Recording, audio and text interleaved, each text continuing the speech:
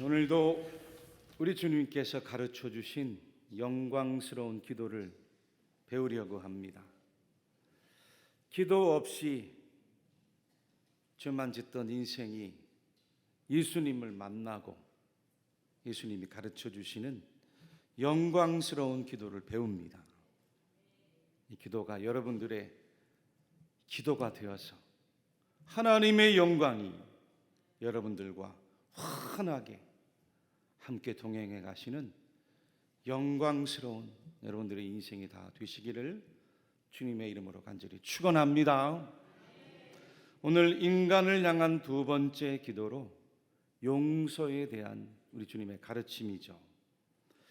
지난 주일 예수님은 하나님의 아들이면서 우리와 똑같은 인성을 입으셨다라고 말씀을 드렸습니다. 예수님이 인성을 입으셨다는 것은 주님이 저와 여러분들의 연약함을 너무 잘 알고 계시다는 뜻입니다. 그리고 우리의 그 약함을 주님께서 공감해 주신다는 뜻이에요.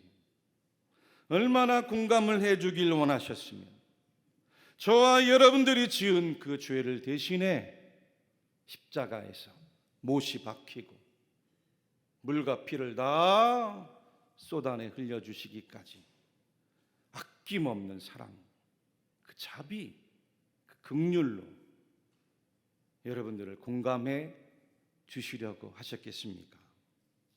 그래서 예수님은 안타까운 마음으로 우리에게 하나하나 아버지 하나님을 부르고 기도하라고 가르쳐 주시는 뜻인 겁니다. 왜요? 기도하지 않으면 인간은 인간답게 살아갈 수가 없기 때문이죠. 기도하지 않으면 사람은 자신을 만드신 하나님을 생각하지 못합니다. 하나님을 묵상하지도 않아요. 성도라고 해서 기도하지 않아 보세요. 하나님은 저만치 모셔놓고 여전히 내가 내 인생의 주인이 되어서 내 생각과 판단, 경험, 지식으로, 상식으로 살아가지 않습니까? 기도하지 않는데 어떻게 하나님의 이름, 하나님의 나라, 그 하나님의 뜻을 생각하며 살아갈 수 있겠어요? 요원한 삶이고 무관한 삶입니다.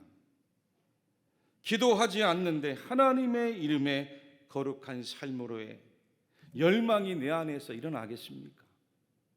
기도하지 않는데 하나님의 그 선한 통치와 권세가 내 삶 속에서 이루어지는 하나님의 나라를 염원할 수 있겠습니까? 기도 없이는 하나님의 뜻이 내 뜻, 내 생각, 내 의지가 되기 위해 간절한 소망을 품고 살아간다는 일이 이 세상에 얼마나 어려운 일인지 알 수가 없습니다. 지난 주일 인간을 향한 예수님의 첫 번째 간구, 일용할 양식도 마찬가지였지 않습니까?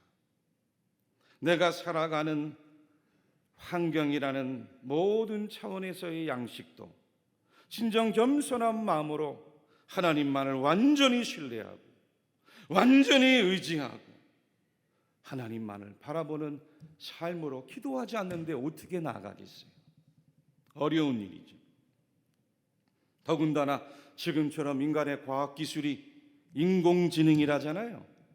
AI, 만능이 되어가는 시대, 아주 고도화되고 세련된 자본과 금융과 경제 시스템이 오늘날의 만몬이 되어가는 이 시대에 하나님을 의지하고 바라보면서 순간순간 믿고 살아간다는 게 얼마나 어려운 일인지 알 수가 없어요. 오늘 주님께서 가르쳐 주신 인간을 향한 두 번째 용서에 대한 문제도 마찬가지입니다. 기도 없이 사람을 용서한다는 게 매우 힘들고 어려운 일임을 우리 주님이 누구보다 잘 알고 계십니다. 그래서 용서를 위해 기도하라는 거예요. 할렐루야. 오늘 본문 주님이 가르쳐 주신 12절의 기도를 다시 한번 함께 읽어보도록 하겠습니다. 시작. 우리가 우리에게 죄 지은 자를 사하여 준 것 같이 우리 죄를 사하여 주시옵고. 아멘. 어느 이웃에 사는 두 집이 있었대요. 근데 그 중에 한 집에는 아이가 없는 중년 부부가 살고 있었는데, 가족도 없는데 매일같이 싸우는 거예요. 매일같이 싸우는 소리가 그 집에서 떠나지 않았어요. 그런데 바로 그 옆집 부부는 시부모를 모시고 있고 자녀들도 놓고 3대가 다가족으로 살아가는데도 불구하고 이상하게 싸우는 일이 없어요. 싸우는 일이 없을 뿐만 아니라 매일매일 즐겁고 화목한 웃음소리가 떠나지 않는, 어느 날 매일 다투며 살아가는 그 옆집에서 그 집을 찾아갔어요. 도대체 그 비결이 무엇인지 궁금했기 때문입니다. 도대체 어떻게 해서 많은 가족이 살면서 매일 싸움 한 번 하지 않고 살아가십니까? 그 비결을 우리에게도 좀 가르쳐 주십시오 라고 물었어요. 그랬더니 그 옆집 남편이 웃음을 띠며 이렇게 말해요. 우리 집에 싸움이 없는 것은 우리들 모두가 나쁜 사람들만 모여 있기 때문입니다. 가령 제가 한 방 한가운데 놓여 있던 물그릇을 모르고 발길로 차 엎질렀다고 합시다. 그때 저는 이것은 내 잘못입니다 라고 말한다는 거예요. 아내가 물그릇을 갖다 놓았든지, 아니면 부모님이 물그릇을 갖다 놓았든지, 자녀가 물그릇을 치우지 않고 갖다 놓았든지 다 내 잘못입니다 라고 이야기하면 아내는 아내대로, 어머니는 어머니대로, 아버님은 아버님대로, 자녀들은 또 자녀들대로 서로가 내가 잘못입니다. 그렇게 서로가 내가 나쁜 사람이 되려고 하기 때문입니다. 그것이 비결이면 비결입니다 라고 대답을 했다는 거예요. 교회 여러분들, 무슨 뜻이에요? 사람들이 살아가는데, 사람들이 모여 있는 곳에 어디든지 물그릇 같은 문제가 왜 없겠어요? 사람들이 함께 모여 있는데 물그릇과 같은 문제가 없는 게 문제인 거지. 없으면 이상한 거지. 있는 게 당연한 거예요. 가정에서도, 직장에서도, 이웃 간에도, 우리 사회도, 우리 나라 민족도 많이 모여 있으니, 함께 더불어 살다 보니 문제가 나오는 거죠. 문제는 그 문제를 어떻게 서로가 대하느냐 하는 방식에 달려 있는 줄로 믿으시기를 바랍니다. 나는 문제가 없고 내가 문제이고, 나는 착한 사람인데 내가 나쁜 사람이고, 나는 잘못이 없는 의인인데 내가 잘못한 죄인이다라고 생각하면 그 다음부터 서로가 미워지고 용서하지 못하면서 불행이 싹 트는 겁니다. 인류 역사의 기원이 그랬어요. 인류의 시조였던 아담과 하와가 에덴 동산에서 하나님 앞에 죄를 범하고 나서 맨 처음 한 일이 뭔지 아십니까? 아담은 하와 탓하고 하와는 아담 탓을 했어요. 인류 최초에 일어났던 살인사건도 동생 아벨의 형이었던 가인이 동생 탓을 하고 동생을 향한 그 미움을 극복하지 못했기 때문에 가족 안에서 사람을 죽이는 살인사건이 일어난 거예요. 노아가 술에 취해 잠들었는데 셈, 함, 야벳 세 아들 가운데 둘째였던 이 함이 아비의 허물을 감추어 주지 못했어요. 나중에 이것을 난 노아 아버지도 아들 함의 잘못을 용서해 주지 못했던 거예요. 그 이후 역사에도 보면 아브라함에게서 난 이삭과 이스마엘에게서, 또 이삭에게서 난 야곱과 에서 사이에서도, 또 야곱에게서 난 요셉과 다른 11명의 아들에게와 나중에는 유대 역사를, 그 족장의 역사를 지나 다윗 통일 왕국 시대에도 다윗이 자기 아들 압살롬을 용서하지 못한 결과가 나중에 그 가정과 가문, 유대의 역사에 얼마나 피비린내 나는 고통과 아픔이 점철되어 있는지 알 수가 없습니다. 오늘날도 마찬가지입니다. 지금의 시대도 똑같아요. 가정들마다 부부지간에, 형제지간에, 피를 물려받은 아버지와 자식 사이에도 서로가 서로에게 상처를 준 문제들을 용서하지 못하고, 나는 문제가 없는데 내가 문제가 있고, 나는 착한 사람인데 내가 나쁜 사람이고, 나는 잘했지만 내가 바로 잘못해서 이런 일이 일어났다고 생각을 하고 여기고 살아가면 인생에는 답이 없는 거예요. 계속해서 고통의 연속만 이루어지는 것입니다. 우리 예수님이 이러한 인간의 연약함을 너무나 잘 아셨기 때문에 그 용서의 문제를 가지고 나와 하나님 앞에 기도하라고 몸소 우리에게 가르쳐 주신 줄로 믿으시기를 바랍니다. 여러분, 아무리 사람이 내 육적으로 먹을 양식이 풍족하고 입을 옷도 화려하고 비싼 명품으로 치장을 하고 사는 집도 넓은 집에서 남들이 부러워할 만한 명예와 인기와 외모와 능력을 갖췄다 할지라도 용서받지 못하면, 용서하지 않으면 정신이 괴로운, 고통스럽습니다.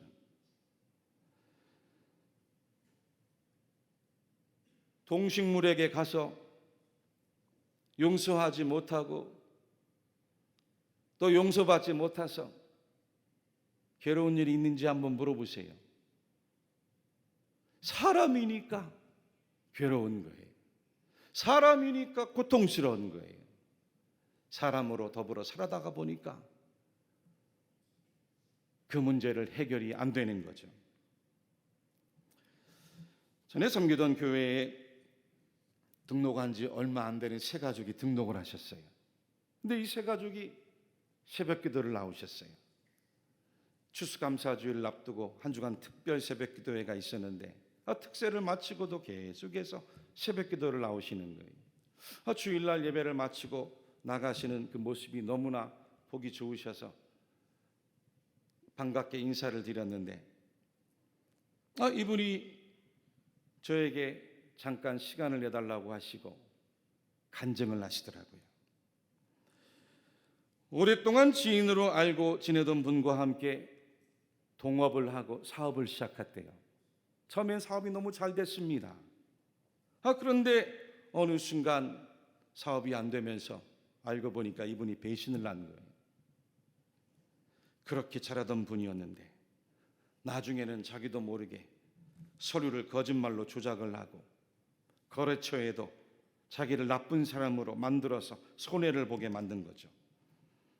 믿었던 사람, 좋아했던 사람에게 받은 그 배신의 상처가 얼마나 깊었는지 분노가 끓어오르고 미움이 끓어오면서 음식을 못 먹는 거예요. 일이 손에 안 잡혔습니다. 저녁에 집에 들어가도 잠이 오질 않아요. 밤을 지새우다가 교회에서 새벽 기도가 있다고 해 나왔는데 생전 처음 하나님이 주시는 평안을 마음 가운데 얻게 되었어요. 도저히 용서할 수 없었지만 그 새벽에 성도들이 간절하게 기도하는 모습을 보고 안 되는 기도를 옆에서 따라하다가 하나님께서 염려하지 말라는 평안도 주시고 또 용서의 마음도 주시는 것을 깨달았어요. 그리고는 기도하면서 자신에게도 부족한 모습이 있었구나, 나도 잘못한 게 있었구나 라고 하는 것을 깨닫더라는 거죠. 무엇보다도 하나님께서 이 일을 통하여 자신을 주님께로 더 가까이 이끌어 가시는 하나님의 섭리를 깨달아 알았어요. 목사님, 제가 아마 이 일을 만나지 않았더라면 저는 평생에 돈을 위해서, 성공을 위해서, 저의 종력을 위해서 브레이크 없는 폭주기관차처럼 달려가고 있었을 것입니다. 지금은 감사합니다 라고 고백하며 간증을 하시더라고요. 여러분, 오늘 우리 주님께서 우리가 우리에게 죄 지은 자를 사하여 준 것 같이 우리 죄를 사하여 주시옵고, 이 가르쳐 기도를 알려주실 때에 우리말 죄라고 번역한 헬라어가 오페이레마타입니다. 한번 따라해 볼까요? 오페이레마타. 오페이레마타. 오페이레마타라는 뜻은 채무, 부채, 내가 누군가에게 빚진 그 빚을 말합니다. 신약 성경에는 죄로 번역한 헬라어와 원어가 두 개가 있습니다. 하나는 우리가 교회에서 많이 들어보았던 하마르티아가 있어요. 한번 따라 볼까요? 하마르티아. 하마르티아. 이 하마르티아는 관역에서 벗어났다는 뜻이에요. 그러니까 궁수가 관역을 향하여 똑바로 화살을 쏘았는데 그 화살이 관역에 맞지 못하고 그 옆에 빗나가 떨어진 모습을 하마르티아, 죄라고 이야기를 해요. 그 하나님의 뜻과 하나님의 말씀에 사람이 미달이 되고 벗어나 있는 상태를 죄라고 이야기한 거예요.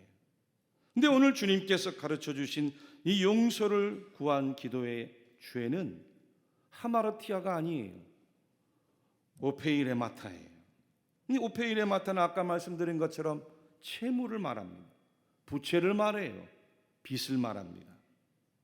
왜 예수님께서 화살이 관역에서 벗어나 있듯이 하나님 뜻과 하나님 말씀에 부족하고 벗어난 의미에서의 하마르티아가 아니라 빚, 채무, 부채와 관련한 오페이레마타 단어를 사용하셨을까요?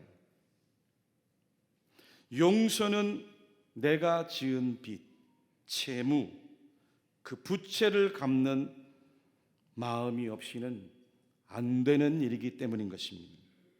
여러분들, 우리 모두는 바로 내가 죽을 수밖에 없는 죄인이었습니다. 믿습니까? 한번 따라해 봅시다. 바로 내가 실감나게 좀 오른손으로 자기 가슴을 치면서 다시 한번 바로 내가 죄인이었습니다. 남이 죄인이 아니라 바로 내가 죄인이었어요. 내 죄를 대신해 예수님이 십자가에 피 흘려주시고 나를 살려주신 거예요. 내가 죄 가운데 죽어야 되는데 예수님이 나를 대신해서 죽으신 거예요. 그리고 생명을 내어주신 거예요. 이것을 가리켜서 이사야 1장 18절 말씀해 보니 주홍빛 같은 붉은 내 죄라고 있어요. 주홍빛 같은 붉은 내 죄를 흰 눈보다, 양털보다 더 희고 하얗게 사해 주셨다고, 그 예수님의 은혜를, 용서를 우리가 받았다고 이야기하는 거예요. 그 예수님께로부터 받은 죄 사함의 그 부채, 그 채무, 그 영적인 용서의 빚 체험하지 않고는 남을 용서한다는 것이 얼마나 어려운 일인가를 우리 주님이 너무 잘 알고 계셨어요. 그래서 하마르티아가 아니라 오페이레마타, 용서하기 원하느냐? 내가 나에게 진 그 채무, 그 부채, 너를 대신해서 내가 너에게 준 그 생명, 그 빛을 생각해 보아라. 주님의 말씀하시는, 할렐루야.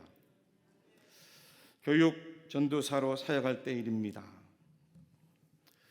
그 교회도 열심히 전도하는 교회로 아주 유명한 교회였어요.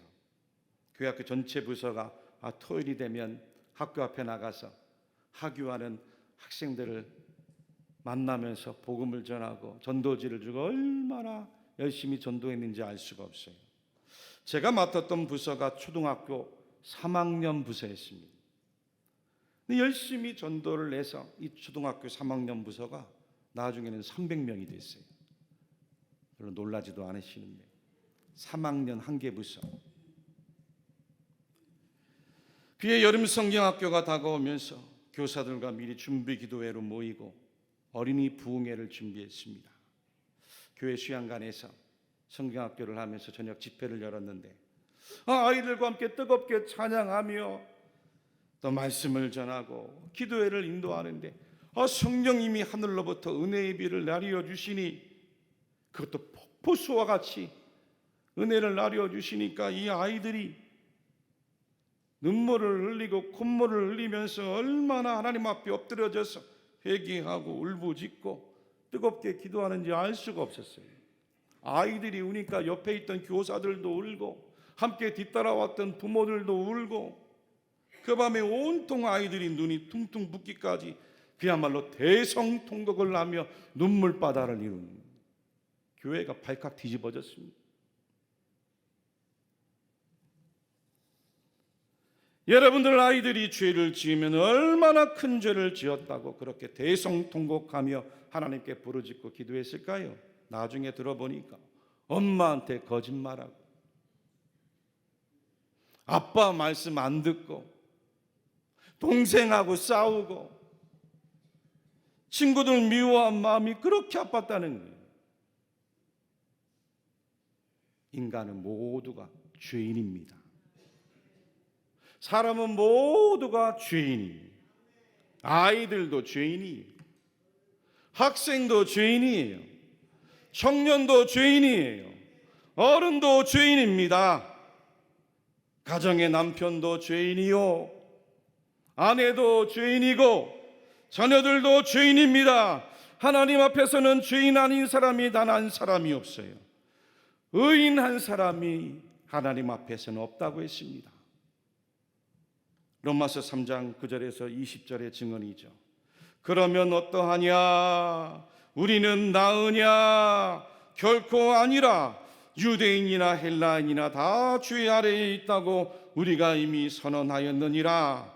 기록된 바 의인은 없나니 하나도 없으며 깨닫는 자도 없고 하나님을 찾는 자도 없고 다 치우쳐 함께 무익하게 되고 선을 행하는 자는 없나니 하나도 없도다. 그들의 목구멍은 열린 무덤이요 그 혀로는 속임을 일삼으며 그 입술에는 독사의 독이 있고 그 입에는 저주와 악독이 가득하고 그 발은 피 흘리는 데 빠른지라 파멸과 고생이 그 길에 있다고 했어요. 평강의 길을 알지 못한다고 합니다. 그들 눈앞에 하나님을 두려움이 없다라고 말씀하셨어요.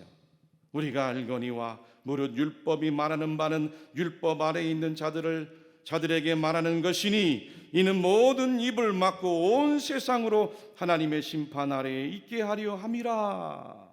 그러므로 율법의 행위로 그 앞에 의롭다 하심을 얻을 육체가 없나니 율법으로는 죄를 깨달음이니라. 여러분들, 육체를 가진 연약한 존재 인간이 하나님의 말씀의 빛에 비추어서 의롭게 살 수 있는 존재가 없다는 거예요. 우리는 다 죄의 아래에 놓여 있는 비참한 존재라는 거 믿습니까? 그래서 율법의 말씀은 죄를 죄로 인정하게 하는 역할이. 그런데 죄인인 인간이 죄인을 정죄할 수 있겠습니까? 우리를 판단하고 정죄하실 분은 오직 예수 그리스도 한 분밖에 없는 줄로 믿습니다. 사람은 그저 용서받아야 되고 또 용서하면서 살아갈 수밖에 없는 존재예요. 예수님께서 마태복음 18장에 베드로가 찾아와 물었어요. 주님, 형제가 나에게 와서 죄를 범하면 몇 번이나 용서해 주리까? 한 7번 용서해 주면 되겠습니까? 7번도 많은 거죠. 우리 같으면 두세 번도 용서해 줄까 말까 하는데 7번까지 용서해 주면 되겠습니까? 라고 물을 때 주님께서 뭐라고 한지 아세요? 7번이 아니다. 7번씩 70번이라도 용서해 줘라. 만일 형제를 용서하지 않는다면 마치 1만 달란트 빚진 자가 선한 임금에게 그 많은 금액을 다 탕감받고 나와서는 자기 집으로 돌아가는 길에 고작 100데나리온 빚진 자의 목을 붙들고는 내 돈 갚으라고 감옥으로 끌고 간 그 사람과 같다라고 말씀하시는 거예요. 여러분, 1만 달란트에서 100데나리온이면 60만 분의 1입니다. 60만 분의 1. 60만 분의 1을 용서하지 못하는 거예요.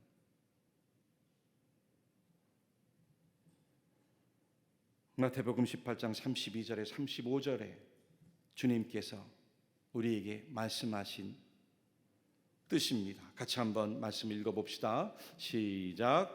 이에 주인이 그를 불러다가 말하되 악한 종아, 내가 빌기에 내가 내 빚을 전부 탕감하여 주었거늘 내가 너를 불쌍히 여김과 같이 너도 내 동료를 불쌍히 여김이 마땅하지 아니하냐고 주인이 노하여 그 빚을 다 갚도록 그를 옥졸들에게 넘기니라. 너희가 각각 마음으로부터 형제를 용서하지 아니하면 나의 하늘 아버지께서도 너희에게 이와 같이 하시리라. 아멘. 그래서 예수님은 용서를 위하여 하나님께 기도하라고 가르쳐 주신 말씀의 뜻이었어요. 우리가 우리에게 죄 지은 자를 사하여 준 것 같이 우리 죄를 사하여 주시옵고. 성부 아버지 하나님 앞에 나아가 이 문제를 가지고 매일 기도하라는 거예요. 기도 없이는 인간은 스스로에게 용서할 힘이 없습니다. 누군가를 내가 용서할 어떤 공로나 근원이 우리에게는 없어요. 오직 하나님의 은혜가 임해야 됩니다. 하나님의 긍휼하심이 우리에게 임해야 됩니다. 오직 그 하나님의 자비와 사랑이 우리 가운데 임해야 돼요. 그러므로 성도들은 늘 예수 그리스도 복음 안에서 살아가야 될 줄로 믿습니다. 늘 예수님 안에 기도로 머물고 있어야 용서하고 용서받고 살아갈 수 있는 존재로 우리는 주님 앞에 나올 수 있는 거죠. 너희 안에 이 마음을 품으라 말씀하셨어요. 어떤 마음이에요? 곧 그리스도 예수의 마음이니 그는 근본 하나님의 본체시나 하나님과 동등됨을 취할 것으로 여기지 아니하시고 오히려 자기를 비워 종의 형체를 가지사 사람들과 같이 되셨고 사람의 모양으로 나타나사 자기를 낮추시고 죽기까지 복종하셨으니 곧 십자가에 죽으심이라. 예수님의 그 십자가의 마음을 말씀하시는 거예요. 코리텐붐이라는 한 네덜란드 여성이 있었답니다. 이분이 2차 세계대전 중에 유대인들을 많이 숨겨주었어요. 근데 이것이 나중에 독일 나치에게 발각이 돼서 가족들이 다 붙들려가요. 수용소에 붙잡혀갑니다. 혹독한 고문을 받다가 가족들이 죽고 그녀만이 구사일생 살아남았어요. 전쟁이 끝나고 이분이 전도자가 되어서 온 세계에 다니며 예수 그리스도 복음을 전하기 시작합니다. 우리 주님의 그 용서의 복음을 전하기 시작했어요. 그녀가 전하는 그 용서의 메시지가 놀라운 변화를 일으켰고 많은 사람들에게 성령의 감화와 감동의 역사를 일으켰어요. 그러던 어느 날 독일에서 그녀를 초청해요. 특별 간증 집회를 열었습니다. 수많은 사람들이 몰려와 은혜를 받는데 저녁 집회를 다 마치고 마지막에 돌아가는 사람들과 일일이 악수를 나누게 되었습니다. 근데 바로 앞에서 악수를 나누는 한 노신사를 보았는데 그만 그녀 안에 있는 피가 거꾸로 솟구치는 듯한 분노가 치밀어 오르는 거예요. 자기 가족을 고문으로 죽게 만들고 자기 꽃다운 처녀 시절에 옷을 다 발가벗겨서 온갖 고통과 치욕을 주었던 바로 그 사람이 그녀 앞에 서 있었어요. 도저히 용서가 안 됐습니다. 도저히 용서가 안 됐어요. 하나님, 온 세상 사람은 다 용서해도 이 사람만은 용서할 수 없습니다. 마음속에 부르짖고 기도하는데 예수님의 음성이 들려요. 내가 용서하지 못하는 그 사람까지도 나는 구하기 위해 십자가를 졌노라. 그 사람까지도 내가 구하기 위해 십자가를 졌노라 하시는 주님의 음성이었어요. 결국 그녀는 예수 그리스도의 사랑과 용서의 은총을 힘입고 그 사람을 용서해 주기로 마음먹어요. 그리고 그 순간 자기 생애에서 가장 큰 용서를 맛보았다라고 고백을 합니다. 왜냐하면 용서를 경험한 자만이 할 수가 있습니다. 용서는 용서를 경험한 자만이 할 수 있는 특권이에요. 하나님이 주시는 은혜요 선물입니다. 여러분들은 지금 용서하고 있습니까? 여러분들은 지금 예수님께로부터 진정 용서를 받았습니까?